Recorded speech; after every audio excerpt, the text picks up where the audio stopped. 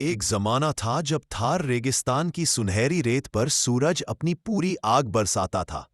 इसी तपती हुई दोपहर में एक विशाल ट्रक पूरी तरह से रसीले हरे तरबूजों से लदा हुआ धूल उड़ाता हुआ गुजर रहा था। ट्रक का चालक जल्दी में था और रास्ते के एक ऊबड़ खाबड़ मोड़ पर धड़ाम एक बड़ा गोल मटोल तरबूज ट्रक की पिछली सीट से फिसलकर नीचे रेगिस्तान की गर्म रेत पर जा गिरा। वह तरबूज वहीं पड़ा रहा। सूरज की भयंकर गर्मी और तपिश ने उसे धीरे धीरे सूखा दिया। ऐसा लगा जैसे यह कहानी यही खत्म हो जाएगी। लेकिन होनी को कुछ और मंजूर था। गर्मी और नमी के अद्भुत संयोग ने उस तरबूज के अंदर के बीजों में जान डाल दी।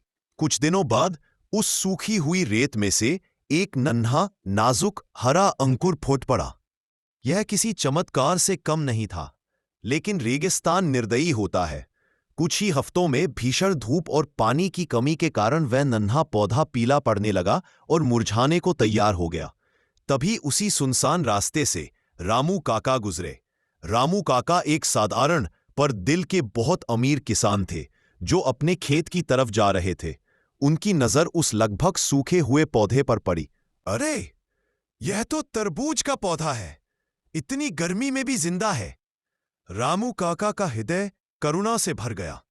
उन्होंने तुरंत अपने पास रखे पानी के मटके से थोड़ा सा पानी निकाला और उस सूखते हुए पौधे की जड़ों में डाल दिया।